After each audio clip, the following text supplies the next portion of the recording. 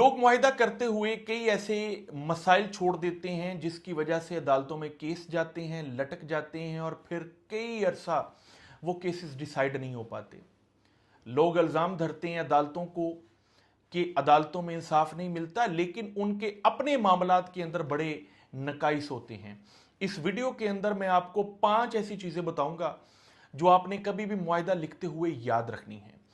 पहले नंबर पे, मुआहिदा जिस स्टैम्प पेपर के ऊपर लिखा जाता है वो स्टैम्प पेपर हमेशा पार्टी अव्वल निकालती है, और पार्टी अव्वल हमेशा वो होती है जिसने पैसे वसूल किए होते हैं। पार्टी दोयम को हमेशा ध्यान रखना चाहिए कि फर्स्ट पार्टी खुद स्टैम्प पेपर निकाले, खुद एजेंट हो और सेकंड पार्टी के नाम पर स्टैम्प पेपर इशू करवाए।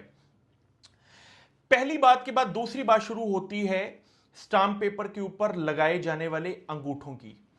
दोनों फ्री कैन हर सफ़े के ऊपर अंगूठे और दस्तखत करें, सिर्फ आखिर में नहीं, हर सफ़े के ऊपर अंगूठे करें, दस्तखत करें, और ना सिर्फ फ्री कैन अंगूठे और दस्तखत करें बल्कि गवाह भी हर सफ़े के ऊपर दस्तखत और अंगूठे लगाएंगे।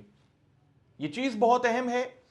तीसरे नंबर पे, कभी भी खाली कागज के ऊपर आपने अंगूठा नहीं लगाना। आपको कोई पार्टी कहती है कि जी अंगूठा दस्तखत कर दो, बाद उसी स्टाम्प के डालेंगे, कभी आपने, पंजाबी में कहते हैं वसा नहीं खाना।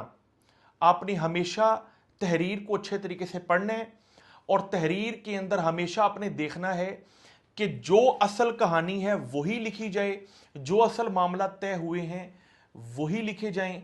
अगर असल मामला से हटकर कोई भी चीज लिखी गई है, यानी आप ने 15 लाख वसूल किया और दूसरी पार्टी कहती है कि जी ये 30 लाख लिखवा दो तो मैं तीजी पार्टी को विखाना है तो फलानी पार्टी को सौदा लेना है, कभी आपने ऐसा स्टाम्प नहीं करना। चौथी बात, जबानी सौदा आपने कब किया है इसको स्टाम्प पेपर के अंदर लिखा करें। मान लीजिए कि आज अगर 13 सितंबर 2025 है और आज की तारीख में आप स्टाम्प लिख रहे हैं, तो आपने बैठकर जबानी सौदा कहां और कब किया वो भी आप उस स्टाम्प पेपर के अंदर लिखें कि जी 11 सितंबर 2025 को हमारा जबानी सौदा हुआ था और आज मुअर्खा 13 सितंबर 2025 को हम इस जबानी सौदे को इस स्टैम्प पेपर के ऊपर मेंशन कर रहे हैं। ये तमाम चीजें हमेशा आपने स्टाम्प पेपर लिखवाते हुए, अग्रीमेंट करते हुए याद रखनी है। और पांचवी बात जो सबसे अहम है कि स्टाम्प पेपर किसी वसीका नवीस से ना लिखवाएं।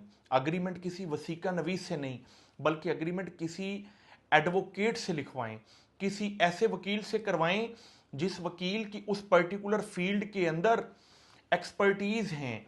अगर कोई सिविल मुआहिदा है तो किसी सिविल के अच्छे वकील से वो मुआहिदा लिखवाएं।